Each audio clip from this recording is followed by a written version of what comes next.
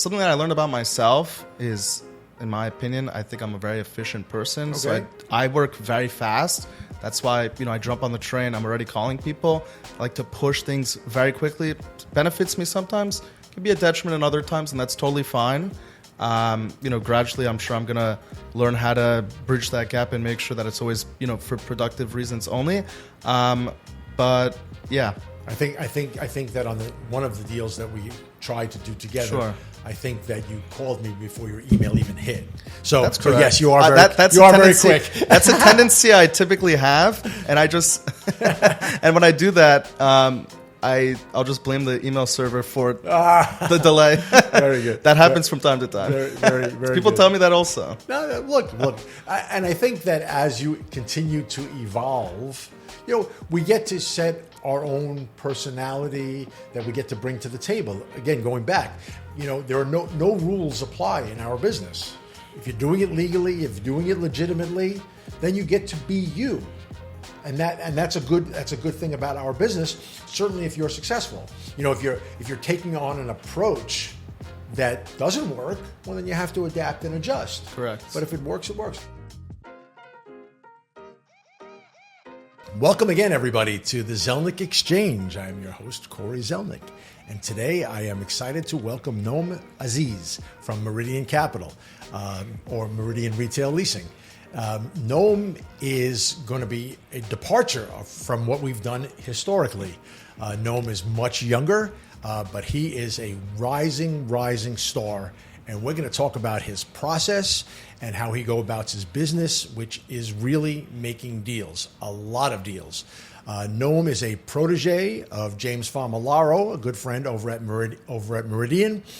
And Noam and I have become friends through the business. We have attempted a couple of deals. We have not completed those, but there's plenty of time for that to happen. And I'm really excited just to have a conversation, quite frankly, with next gen in our business. Welcome to the show, Noam. Thank you so much for having me, Corey. Appreciate it.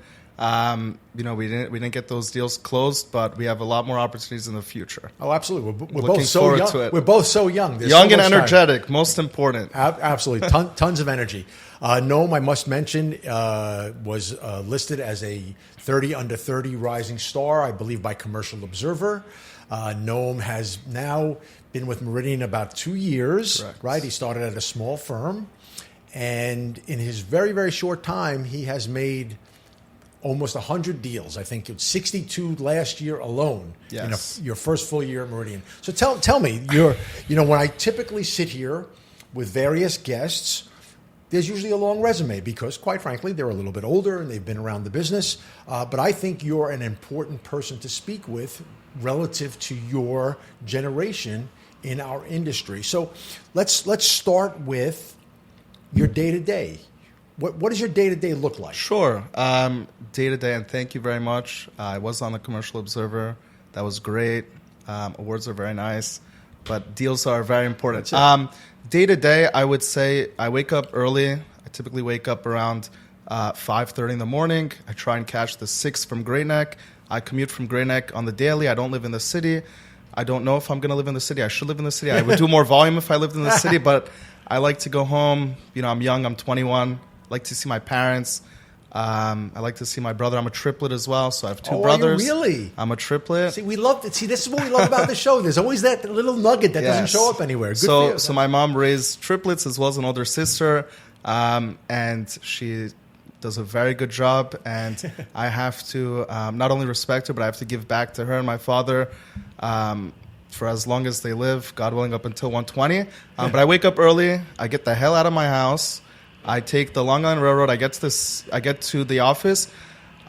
Some days I take the 6. Sometimes I take the 7:29. I get in the office before 8:15. But my work starts the second I'm on the train. Okay. So I will usually respond to texts and I'll usually respond to emails.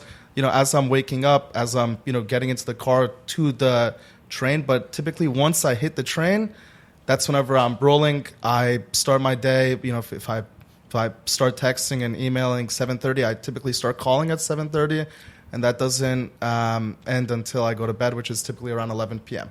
It's a little bit different than other people. I have my own way I do business, and thank God it's been working. Well, that's great, and that's why we want to talk, right? really our only scoreboard in our business are our deals. And how we're making money. And so it's interesting to hear how you go about doing it, because there are certainly people that take a little bit of a different approach, a little bit more of a slower, methodical, relationship building perspective. And that's not to say you don't build up relationships, but you are a constant deal. Next. And again, to your credit, because I talk about it with our team here, it's a great approach that you have. You certainly do it legally, right? We all get licensed to do our business, but we are in a business that is, partial Wild West, partial no rules apply, so long as you do it the right way. Correct. And so you have this really, and it's admirable, this attack approach. Yes. And I think that's wonderful. And so you come in, you hit the ground running, like you say, on the train, and you pound. You're doing this now 2 years with Meridian, as we talked about. Have you developed a team? Are you educating your group in the manner that, say, James educated you? Yes. So it's a great question.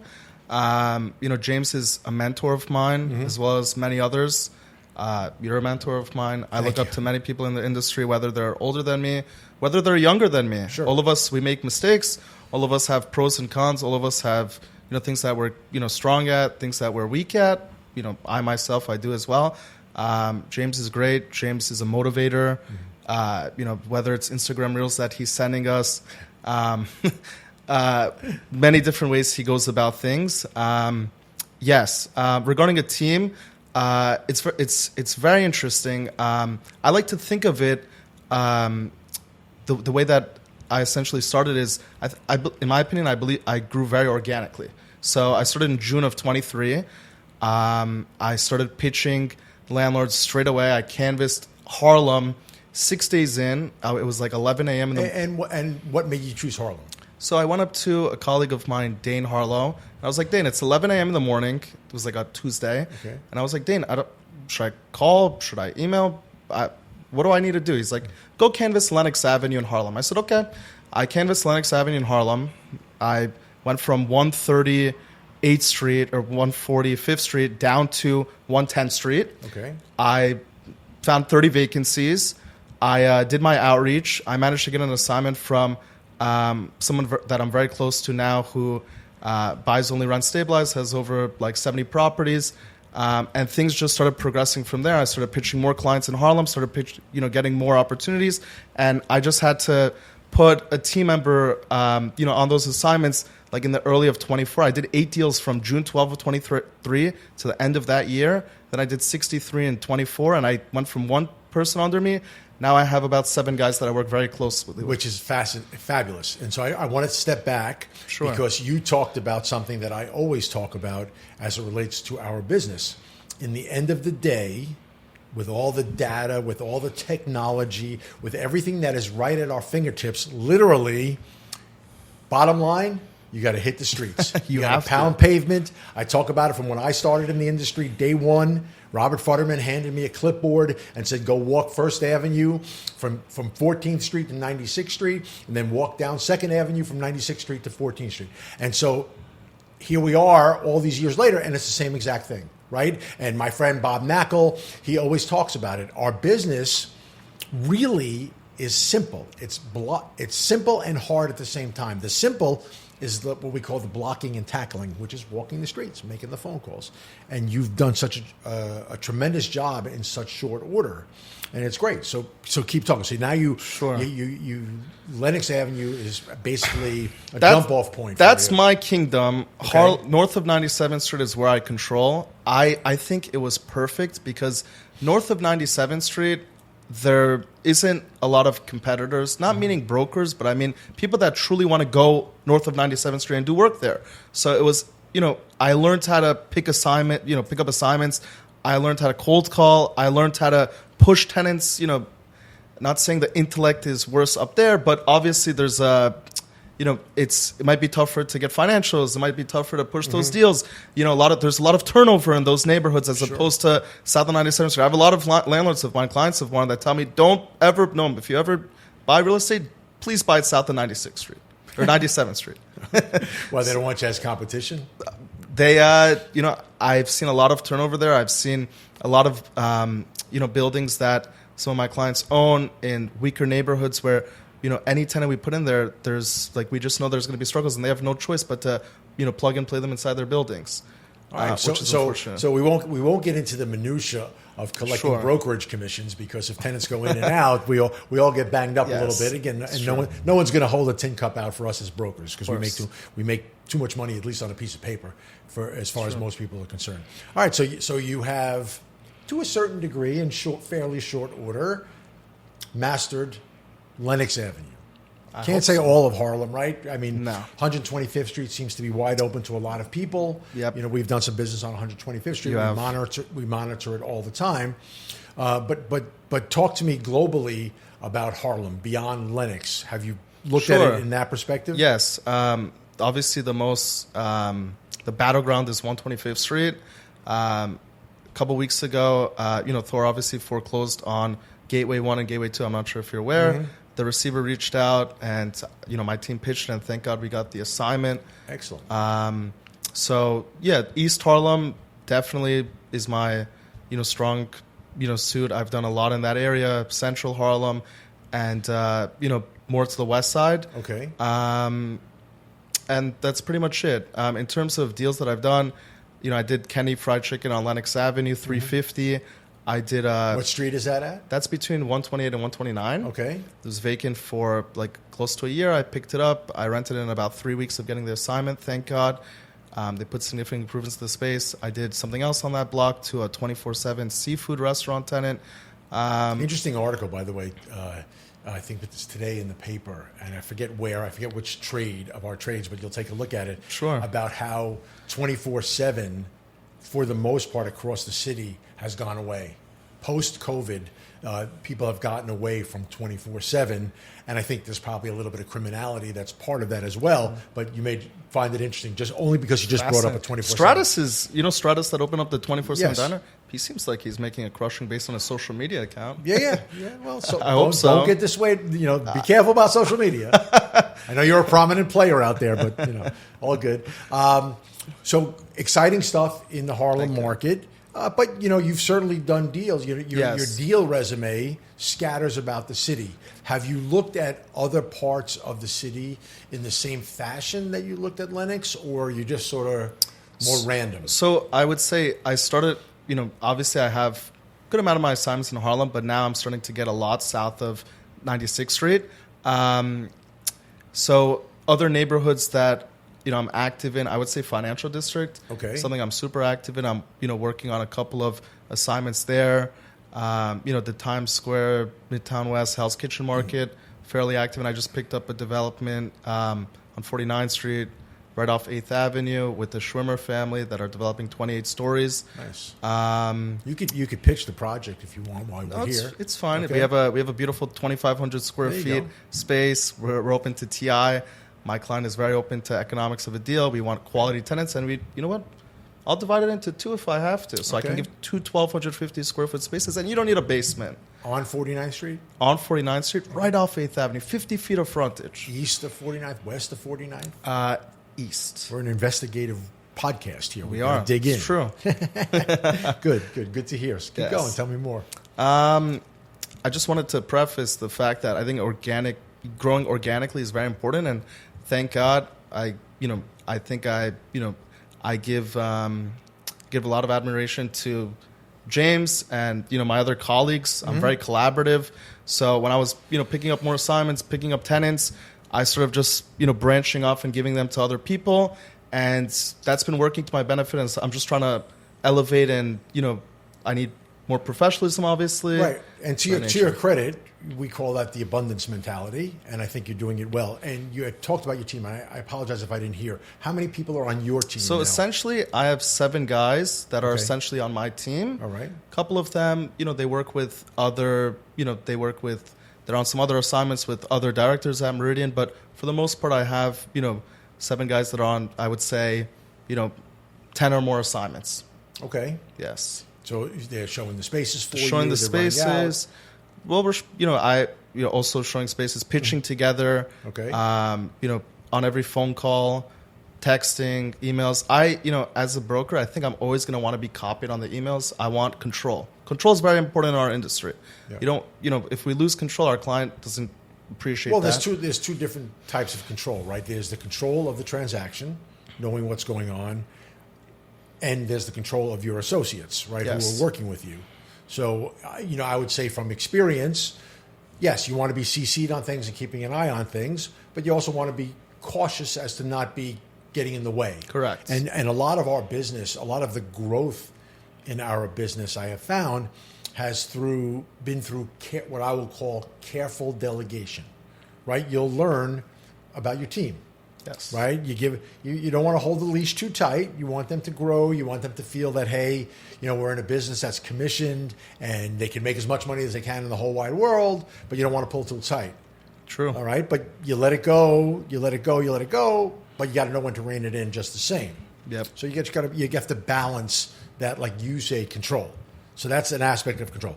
The other aspect of control, as you know, is from the pure deal-making perspective, right? You want to control your tenant, or you want to control your landlord. Perfect world, you control both, right? Indeed, it happens from time to time. And so are you managing all of that? Yes, and I'm learning every day as well how to manage that more efficiently. Okay. Activity reports are something that's very important in our industry. And how are you managing your activity reports? We're sending them out on the weekly basis. Are you sending them out, or your associates bringing them to you? How are you playing I would say both. Okay. Both. Something that I learned about myself is, in my opinion, I think I'm a very efficient person. Okay. So I work very fast. That's why, I jump on the train. I'm already calling people. I like to push things very quickly. It benefits me sometimes. It can be a detriment in other times, and that's totally fine. Gradually, I'm sure I'm going to learn how to bridge that gap and make sure that it's always, for productive reasons only. But yeah. I think that on one of the deals that we tried to do together, sure. I think that you called me before your email even hit. So, that's correct. So yes, you are very quick. That's a tendency I typically have, and I just and when I do that, I'll just blame the email server for the delay. Very good. That happens from time to time. Very People good. tell me that also. No, look, and I think that as you continue to evolve, we get to set our own personality that we get to bring to the table. Again, going back, there are no rules apply in our business. If you're doing it legally, if you're doing it legitimately, then you get to be you. And that's a good thing about our business. Certainly, if you're successful, if you're taking on an approach that doesn't work, well, then you have to adapt and adjust. Correct. But if it works, it works. One of my former partners, Jeff Winnick, he's a legend in our business. Okay, and I love Jeff. We broke off for various reasons. Yep. But there was no better grinder than Jeff. But he had a style. And part of it was you had to understand and accept that style. Mm-hmm. Worked for him, doesn't work for everybody. And that's what's very interesting. It's one of the things that I appreciate about our business is that you get to find your place within the business. And we talk about it here, at Zelnik on a very regular basis, how we approach deals, how we approach clients. We're a little bit more, no offense to yours, because your style works for you, we're a little bit more on the relationship side and the building and the long term and things like that, not necessarily the day-to-day pounding. We mix it up a little bit, but we're a lot more about the long term.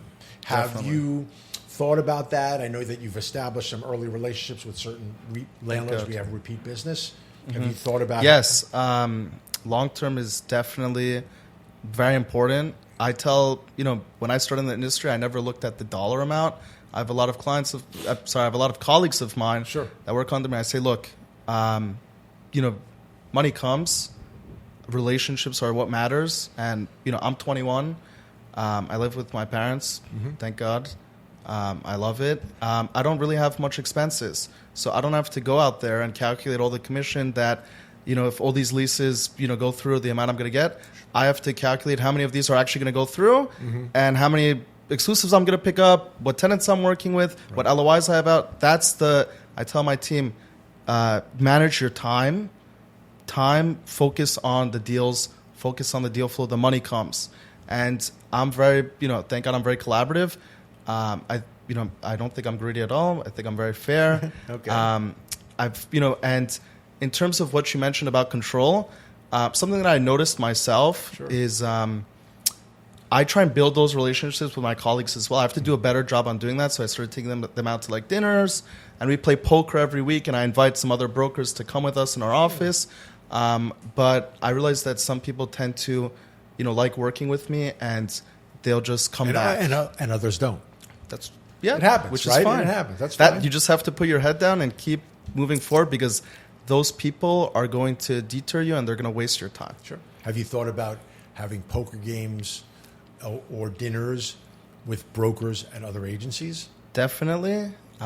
First, I have to, well, not first and foremost, but it's been tending to happen. I have a dinner tonight with some other brokers in the industry, younger guys. We're all around the 20 to 25 year range. Because I think it's important. I think we are the next generation. I think we can bounce things off each other. I think sometimes the younger guys, they're really trying to push deals, and some people, they may say negative things about certain people, this and that, and we all just gotta work together, keep everybody's, just have positive energy, because we have to progress further in this industry. Oh, of course. I mean, look, quite frankly, there are assholes in our business. It just is what it is, right? But you have to be careful about how you put that out there. Definitely. Because the reality is the business is circuitous. It's always, that asshole, you're going to see him on the next deal. 100%. It may not be tomorrow, maybe next year. So you just got to deal with it. And again, it goes back to personalities are personalities. The business, if you're doing the business legally and doing it right, you get to do it the way you want. We have to be friends. We're brokers. Right. By the way, is Jeremy going to that dinner? Yes, he is. Okay. He's on the invite. Just making sure. Yes. Just making sure. Regardless, he better be. I'll put a little bit time into it after like 4 or 5 p.m. where I can really reel him in if he's not coming. You're right. Lay into him a little bit. Just so going back to being sort of around the city, past the Lenox Avenue focal point and things like that. I saw on your deal sheet. I got a kick out of seeing the gym that you put in over at York Avenue, the old New York Racket Club. And what I got a kick out of, and kudos to you, you'll tell us about the deal in a second, is that probably 30-odd years ago, that was a gym I worked at. 10 years ago. No. I don't know. I'm not shy. I'm not shy about my age. Everybody knows I'm 37. No, I'm kidding. But yeah, so tell me about that deal. I know it's because I know, one, it's York and 76 or something. York and 76. York and 76. It was a very awkward physical plan. So walk us through that deal. Tell us how that happened. So I remember I was on the train about, 12 to 14 months ago. And one of my colleagues, Aaron Harunian, Persian like me, he's older than me. He has more experience than me. More experience in terms of life experience. He joined Meridian about a year ago. Okay. We've collaborated on a lot of deals. And I was like, Aaron, these are all the gyms that were like mom and pops, quote unquote, that closed during COVID. And I'm sure they're on the up and up. And I see that they're opening up here. They're opening like in New York, maybe Long Island and the other boroughs. And I'm like, you should definitely get in touch with these people. Okay. I'm sure one of them is going to be looking to expand. So he got in touch with Synergy Fitness. Right. This guy named Salih, Albanian guy, tall, huge, and very aggressive. Okay. So he was working with me, a Jewish broker. He was working with a Jewish attorney. He was working with a Jewish contractor. He loved Jewish people, which is great. Okay. And we tore the space, and it took a long time. We agreed to terms. They put a demolition clause in the lease. He's putting about $4 million in the space. The deal economics were, I believe it's 1.6 mil, which is unamortized over the duration of the lease. If let's say they ever exercise after 3 years, it's a 15-year lease. He got 15 months free. He's opening up in about 4 months. He was completely on top of it. All right, great tenant, and that's a great deal, and congratulations, of course. But let's talk about this. Is it purely because it was a gym that attracted him? Because I know from my history, going into that gym was literally like going into just a very large apartment, right? It's low ceilings, yes, right, and so three levels, low ceilings. You walked into the building elevator, and you were a resident. Number one, they're asking $500K per annum. You got it for $35,000, which is pretty good bargain. I think I could have brought it down a little bit, but he was too hungry to get a lease. Okay. Number two, he has Synergy Fitness on 2nd Avenue, about 86, right? like 86? a few blocks up. Okay. And he's like, no, I have a huge clientele over there. I need something else in this neighborhood. This was a perfect opportunity. Right. He had the money, he had the means, he had investors to back him up on the project. And I mean, I've never seen someone have the almost confidence that my friend Salih has for that space, and still, has. And once we were at execution, he got the keys. I've never seen someone more prepared than he has. That's great. And it's mom and pop. No, that's He's fabulous. a franchisee of Synergy Fitness. He's a franchisee. He has about 3 stores under his belt. Good for him. And Aaron, where did Aaron play? How did his role play out in this? Aaron had the tours. Aaron and I, we worked on the LOI together. We worked on the lease together. We try to diversify our times, obviously. I didn't want to be in the space for a few hours with his contractor. Aaron was present at all times. Even though some brokers, they would, just have the super open up. Aaron was there, always. He's very on top of things, thank God. And we just pushed and got it done. We had to go through, a lot of hoops and ladders. We worked with Andrew Tab from Newmark, who is a very dear friend of mine. Mm-hmm. Now, he represented the Manacharian brothers. And it was great. Was there any permitting issues, BCA, things like that? To my surprise, I was concerned that he wasn't going to file permits. Okay. Because he mentioned to me from time to time that he was going to open up in about 4 months, and he had a big plan. But no. But I said PCA, but I meant PCE, physical cultural establishment. He didn't need to get a permit for that or anything like that? I'm not sure. Okay. But I haven't heard... no problems, right? Yeah, I heard no problems, and we really prefaced to him, and I prefaced to him, because, I respect him. He's an entrepreneur. There's a lot of risk in getting... We're entrepreneurs. Sure. There's risk. Hey, we wake up unemployed every day. We do we indeed. Wake up unemployed every day. There's always uncertainty that goes in our head. What if we're never going to do it? I'm 2 years in. Thank God I'm very active, but there's always you don't do a deal. You don't do a deal that week. But we need more. For me, I'm always no, but that's an energy that exactly. drives people like us. That's why we do it. That's why I do it for as long as I have. That's why you'll continue to do it for as long as you can. It just happens. I mean, you come across things. Look, when COVID happened, none of us had anything. We all had nothing. We were literally unemployed. I was in high school. Yeah, we were literally unemployed for a moment in time. That's true. Had you been in the business, you were unemployed. We say it now, somewhat tongue in cheek, about waking up unemployed, but the reality is there was a moment where we were. That happened. And so things like that happen. We have some new things going on with the city and who the mayor is going to be, and so we'll monitor that because all of that can have an effect on how we go about our business. Did you pick up any hobbies during COVID since you were unemployed, essentially? I wouldn't say I picked up hobbies, but I'm very into physical fitness, and so what I did was I adjusted my physical fitness routine based on some more time that I had on my hand, and did some fun things. I ran 4 miles every 4 hours for 48 hours straight, raised some money for charity, and then I trained for a marathon. But I would say from a hobby to business that we picked up on, and my executive producer Stephanie Malloy, who's here with us today as always, we started to work on social media and how we could use that to our advantage in the business. And that's what led to the podcast, and it's led to some things like that. So that's some of the hobby stuff that we got involved with. But, I love what I do. We love what we do. We love what we do together.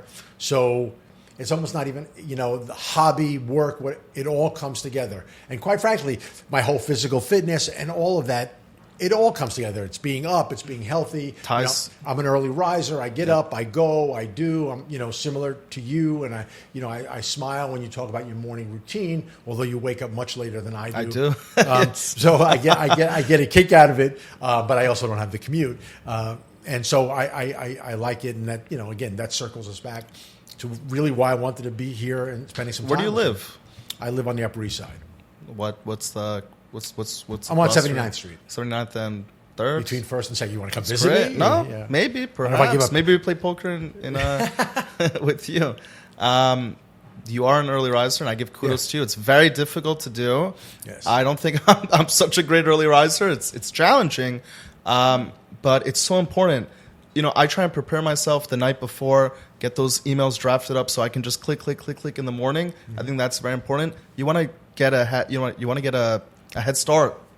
It'll show up in one of James's reels, maybe. Proper prior planning prevents poor performance. Don't forget it. All my guys know it. I tell it. I preach it. That's my go-to. You've been doing it your whole career? I would say probably, I can't think of the year exactly, but it's got to go back at this point, probably close to 30 or so years ago when I played basketball. And then I started to get into some weightlifting back in the day. And what I learned very early on, because we're service providers, yes. Right? We have clients, landlords, tenants. We're service providers, and we only make our money if we make deals. So we have to be, not literally, but to a certain degree, at their beck and call. And so early on, when I was doing some weightlifting with some friends of mine, it was after work. And then all of a sudden, the phone would ring, and now I'm stuck at work. Mm-hmm. And so then the workout routine would get screwed up. Yes. And so I said, all right, this is not working. Let me switch it to the mornings. And so in the morning, the only one who could screw up a workout is me by not getting up in a timely manner and going and doing it, et cetera, et cetera. And then I would say, I think when I first started doing the mornings, I was working out with someone. I had a workout partner then, and we were going to the gym at 6. And because it was that particular gym, that's when it opened. And then over the years, I started to get up a little bit earlier and earlier and earlier, have a baby, things like that, whatever it was. And so I am sort of known for being a 3:45 a.m. riser for a very, very long time. I get up like you, I have my coffee, I do my emails, what have you, read the news, and then by 4:30-ish, I'm working out in some capacity.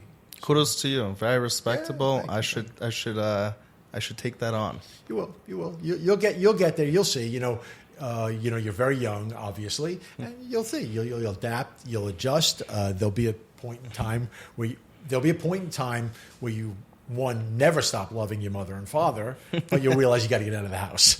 It'll come. It's not going to be tomorrow, but you'll see. All right. You'll let the other two of your triplets go a different direction. You'll always love them. You'll always see them at shul. But you'll get the hell out of the house. Trust me. I'm sure. And then you'll see, by the way, and not that I need to plug Manhattan, but you can imagine how effective you might be if you were here. For sure. Canvassing is canvassing at bay. Just you think about the commute without the commute. And to your credit and to the world, technology helps both of us, right? So that you can be on the train and be efficient. Yeah, that's true. With some emails and texts and things like that. One of the my mom watches this. She's going to frown upon me, but one of the things that I used to do is that the first year in the business in 24, Friday nights after Seder, after everything, sure. Take my car, I drive up to, Harlem was my market in 23, 24. I'm still, I think I'm active there, but I want more opportunities in Manhattan and the other boroughs. But I would not canvas by foot. I would canvas with my car, and I used to bring friends, and they would fall asleep in the car. My cousin Brian fell asleep in the front in the rear seat, and someone came and knocked on the door at like 3 a.m. in the morning. But I would just drive everywhere, look at my signs, look at what's happening, look at what people's are opening, because it's difficult to do it by foot everywhere. But by car, I can go avenue, side streets, etc. And I used to do that for hours Friday night, Saturday night sometimes. Shabbat, no, you. That's be careful. Be careful. The big guy may not love that. Now it completely changed, but back then, yes. Do it Sunday mornings. I should. Do it Sunday mornings, because I will tell you from experience, one, the roads are clear. They're just clear, so you can get up and down. I used to canvass. But you have to think about my commute. At nighttime, coming back to Long Island is 30 minutes from the city. At that hour. Understood. But I'm saying, if you came in Sunday morning at 8 o'clock, it'd be the same commute. I hope so. I'm telling you. Well, I used to do, back in the day, we used to canvass Saturday, did some Saturdays, but a lot of Sunday mornings to get out to the outer boroughs when we were growing the Dwayne Reed chain, and we needed to be just more proactive physically. You get around on a Sunday, you cover some serious territory. Just something to keep in mind. Opportunities come while, Sundays, a lot of people are not working. That's right. Saturdays, I don't work. Some people work. A story for another day. On a Sunday morning, when a broker in the industry, who's a friend of mine, gave me a property. Dwayne Reed was expanding very aggressively at the time, and he sent me a property in Brooklyn that I knew he wasn't that familiar with because he was really not a Brooklyn broker. He said, hey, could you go look at this location? It's between X and Y, blah, blah. I said, hey, I'll go take a look at it, but between is a bad word because we were looking for corners. Got it. But I said, I'll be on the road. I'll go take a look at it. Okay? So I go to look at it on a Sunday morning, and you know what I see? What? Next to his between, I see a corner location with a sign on the building that says for sale. And it literally changed my life in the real estate business because I was able to acquire the building with two of the most well-known partners in our industry, Lloyd Goldman, Stanley Chira. And we bought the building on a whim. Not on a whim, excuse me. And we put Dwayne Reed right in the building. But the other broker who didn't want to go out and just sent me to go out, he could have done the same thing. And I bust his chops about it all the time. Anyway. Fascinating. Wow. But this is more about you. So now pick one deal. Sure. And tell me a special story about one particular deal. So 37 West 19th Street. Okay. I rented it to Chef Guy Vaknin. He owns the Beyond Sushi. He owns a well-known hospitality group, which is vegan. Okay. He has about, I believe now he should have a little bit over 10 stores under his belt. Did you do all 10? No, I did one. He works with a lot of brokers. Okay. Quick side. I'm going to cut you off and we'll come back. Sure. So when you hear that he's working with all these brokers, what's your approach with him? You don't care? You're just going to keep firing him? My approach is that, he's a restaurant tenant. There's restaurant tenants all over the industry. Okay. If he's going to work with other brokers, I'm going to work with all the restaurant tenants that I can come up with. Okay. So, I think my split to, landlord-tenant ratio is now maybe 70-30, 80-20 on the landlord side as opposed to the tenant side. Tenant side, I work with clients that I close past deals with, whether they're barbershops, cafes, juice bars, but restaurants is also my focus. I did a lot of, I still do a lot of, thank God, restaurant deals, a lot of restaurant deals under my belt. Okay. Restaurants are... They go through a lot. So Yes, that deal, 37 West 19th Street, please. He should pat me on the back. He should come to my office. He should be very thankful because I really made a marriage over there. So Elliot Warren from Kaufman Organization. You know Elliot? I know the name. I don't know Elliot is an incredible human being. He's Syrian. I'm Persian, so we fight a little bit because I like working with Persians. It's I'm all only love. kidding. It's all love. It's all love. He's Jewish. I'm Jewish. We're great. So Elliot, in the WhatsApp chat... Okay. Elliot Warren sent me an off-market opportunity through a WhatsApp chat with brokers, and he's an office broker at Kaufman. But how is... Okay, stop. Okay, Yes. We're going to come back to your story. This is the generational thing that's part of why you're here today. Yes. You just said in the WhatsApp chat, which is a lot of the brokers of your generation Correct. communicate with, okay, and you say off-market WhatsApp... And it just went to 100 brokers. Sure. So let me circle back. So I sent a tenant requirement. Okay. He DMs me, no, I have a turnkey restaurant that one of my clients who does, his name's Oren Evanhard Development. I presume he has more office and residential than retail. Okay. He may have a restaurant that's vacating. So he sent me the space. I sent it to everybody, and he was not very happy about that. But Chef Guy Vaknin, he looked at it. We sent an offer. We ended up transacting right before the new year in 23. So that was my 8th deal I closed that year. It was my biggest deal. It was 5,000 square feet. The ask was $168 a foot. We closed it for, I forgot the specific number because it was, I think we closed it for like 35 with ramp ups. Okay. It was the biggest deal. It was pretty straightforward, but it was funny. So this is going a lot more into it, but essentially, and James might not like when I say this, but essentially, I showed it to Chef Guy Vaknin. I also showed it to Rafi Hasid, who owns Meridian Restaurant, and he looked. We had a full walkthrough. He looked at the space, and it was a Mexican restaurant. I forgot the name, but it was still operating, and he kept having shots of the drinks. So I had 11 shots that day at like 1 p.m. on a work day. I had a lease signing for a convenience store. I only did like one convenience store in my career. That was the deal. It was 1173 2nd Avenue, and he already gave the keys back to ownership. I rep the tenants, whenever I rep the landlord. So I'm a little bit at bay there. But I had 11 shots. I got up from my seat. I was, I did not have food that day, and I went back and I signed a lease with a tenant, and we did not do the deal with Rafi. He wasn't interested. He took a couple hours of my time. So it was very fascinating. Which how that part deal, of that would James be upset about? I had 11 shots at like 1 p.m. on a work day. Come on. James doesn't care. You signed a lease. That's all he cares about. I did sign a lease, and that just shows you, these restaurant tenants, they'll work with other brokers. You really have to, for me to grow, you can work with one and these tenants, God willing, they'll be loyal to you, but also you have to work in your best interest. Sure. And you have to work with as many people as possible. And you just have to make sure that if you do volume, you have people to back you up so that you don't, you have time that you have to alleviate. So I find myself working right after Shabbat, Saturday night, Sunday, late at night because it's free. Some other people aren't working. I can catch up on things. Noam Aziz, I love you. And I can't wait to have you back when you turn 25. I look forward to it. Millions and millions of dollars in your pocket because you are wildly successful at an early age. And I think that there is so much more success for you to come down the road. And I look forward to chatting with you. And most importantly, I look forward to doing some deals with you in the very near future. Thank you so much for being here today. Thank you so much for the opportunity as well. All right, great. Great to see you. You too.